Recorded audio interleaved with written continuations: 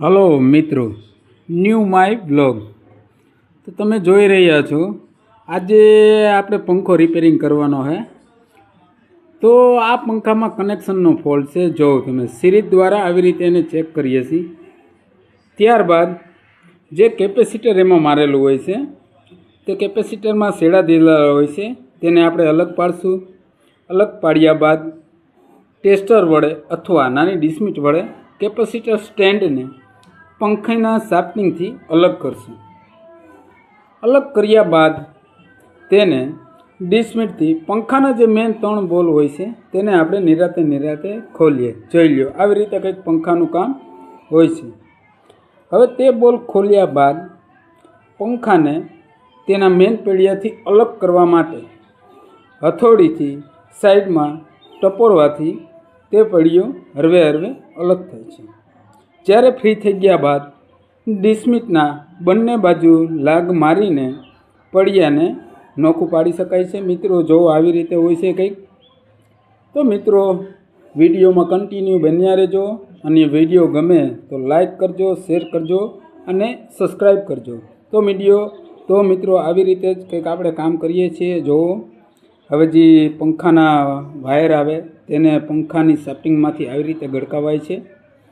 તેમાં બહુ ધ્યાન રાખવું પડે છે મિત્રો, ગરકાવાટાને ડેમેજ ન થાય, જેના કારણે પંખાનું વાયરિંગ બોડી શોર્ટ થઈ જાય છે. તો મિત્રો આવી વાતોનો ધ્યાનમાં લેવી, આવી વાતો, અને નિરાતે વાયર ગળકાવવા.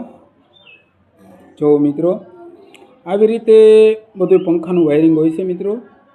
તો આ બધું તમે ઘરે પણ રિપેર કરી શકો છો મિત્રો. હવે જો મિત્રો આમાં કનેક્શનમાં ફાયરિંગ થઈ ગયેલું છે. તો નાના ટેસ્ટરથી આપણે તે જોશું કે કનેક્શન કર્યા પછી પંખો ચાલે છે કે નથી, વધારે ડેમેજ થયું કે નથી થયું, એ બધું જોઈ પછી આગળ વધવાનું. તો મિત્રો આમાં કનેક્શન કરશું તો થઈ જશે, કારણ કે છે જેવો બેરિંગના કારણે અથવા ભેજના કારણે ડેમેજ થઈ ગયેલું છે. કારણ કે બેરિંગ હાર્ડ હોય, પંખો હાર્ડ હાલે તો આવું થઈ શકે છે મિત્રો. હવે આપણે પંખાના કનેક્શન કરવા માટે જે કોપર વાયર હોય છે તેની ઉપર વાર્નિશ ચડાવેલું હોય છે, તેને ઘસી અને નોખું પાડવું પડે છે મિત્રો. તો ડિસ્મિટ નાના ટેસ્ટરથી આપણે તે કોપર વાયરને ઘસશું અને વાર્નિશ ઉખડશું. પહેલો છેડો અને સહેલો છેડો જ્યાં કનેક્શન કરેલા હોય ત્યાં પહેલા છેડે એક તાર નીકળેલો હોય, અને આખી આટી પૂરી થાય ત્યારે સહેલા છેડે એક તાર નીકળેલો હોય છે. તો મિત્રો જુઓ આવી રીતે કંઈક હોય છે. તો આપણે 2 છેડા કાઢી લીધા છે. હવે તે 2 છેડાનું આપણે રેણ કરશું. જુઓ મિત્રો, જ્યાં આપણે ટેસ્ટર ઘસ્યું છે ત્યાં આપણે પહેલાં સિરીઝથી ચેક કરશું કે પાવર કન્ટિન્યુ 2 છેડે આવે જ છે ને. એકવાર સિરીઝથી ચેક થઈ ગયા બાદ બોડી શોટ જોઈ લેવું, પાવર ચાલુ છે કમ્પ્લીટ. કારણ કે આમાં એવું દેખાય છે કે ભેજ સેજ ઉતર્યો છે વરસાદના માહોલમાં. તો મિત્રો આવી રીતે ચેક કરી અને હવે આપણે આનું રેણ કરશું. તો વિડીયોમાં બન્યા રહો. તો મિત્રો હવે તેમાં આપણે રેણ કરશું. જો 2 છેડામાં આવી રીતે આટી મારી સાવ નિરાત્રે બહુ કાળજીપૂર્વક ધ્યાન રાખી અને પંખાના કનેક્શન કરવા પડે છે મિત્રો. તો આ વિડીયો જોઈ અને તમે ઘરે પણ આ કામ કરી શકો છો મિત્રો. તો મિત્રો વિડીયો આવી રીતે જ જોતા રહેજો. હવે આપણે રેણ કરશું. જો કઈ રીતે રેણ થાય છે તે મિત્રો જુઓ. રેણનું કેવી રીતે કરવું તેનું કેમિકલ આવે, કેમિકલમાં રેણનો વાયર બોરી અને રેણ કરવું મિત્રો. કારણ કે એનાથી પંખો ગમે ત્યારે ગરમ થાય તો શેડો જે રેણ કરેલો હોય તે ઉખડે નહીં. આવી રીતે હોય છે મિત્રો. જોવો તો મિત્રો વિડીયોમાં કન્ટિન્યુ બન્યા રહો, અને આવો જ વિડીયો જોવા માટે ચેનલને લાઈક કરો, શેર કરો અને સબસ્ક્રાઈબ કરો. આ આપણો પહેલો ભાગ છે. નેક્સ્ટ વીકમાં બીજો ભાગ પણ આનો મેકશું આપણો. તો આવી રીતે જ વિડીયોમાં તમે બન્યા રહેજો. આ એક વિડીયો પૂરો થયા પછી બીજા દિવસે આનો નેક્સ્ટ ભાગ પણ આવશે. તેમાં ફિટિંગ કઈ રીતે કરવું, પંખો કઈ રીતે ચાલુ થાય તે પણ બતાવશું. હવે આમાં મિત્રો આપણે આ કનેક્શન કરશું. જોઈ લો. આવી રીતે કંઈક કનેક્શન થાય મિત્રો. તો મિત્રો આવા જ વિડીયો જોવા માટે અમારી ચેનલ મહેશ વ્લોગ -7 ને લાઈક કરજો, શેર કરજો અને સબસ્ક્રાઈબ કરો. તમને આવા અવનવા કડિયા કામના, ઇલેક્ટ્રિકના બધા વિડીયા મળતા રહેશે.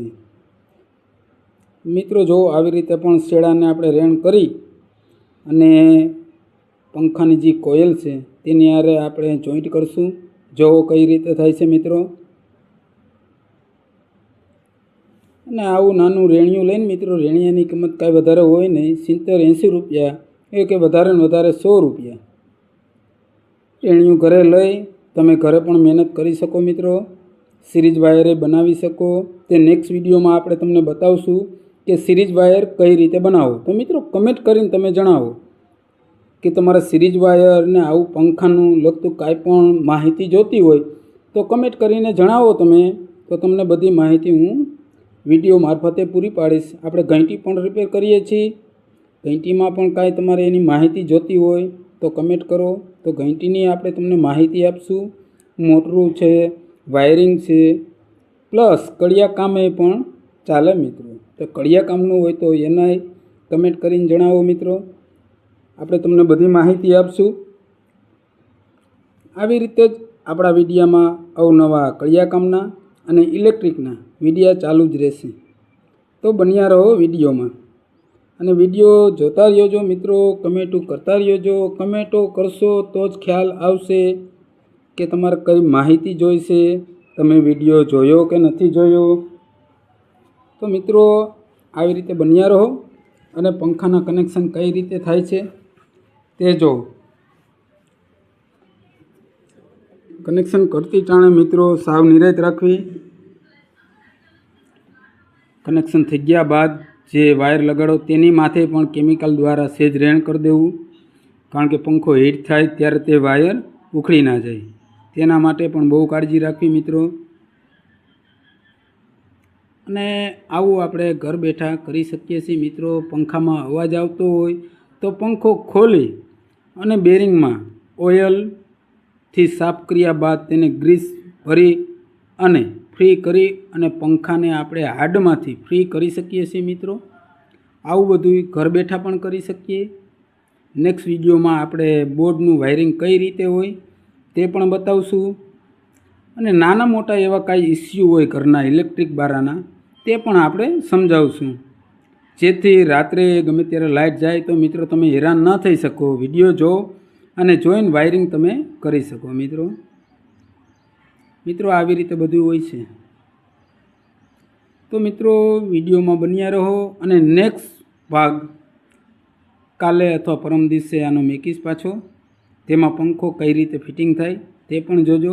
હવે જે કનેક્શન કર્યું છે તેને સિરીઝ દ્વારા ચેક કરી લેવાનું કે આપણે જે કર્યું છે તે કમ્પ્લીટ છે, ઓકે છે, તે બધું કમ્પ્લીટ જોઈ લેવાનું. તો મિત્રો બન્યા રહેજો. નેક્સ્ટ ભાગ આનો કાલે આવશે.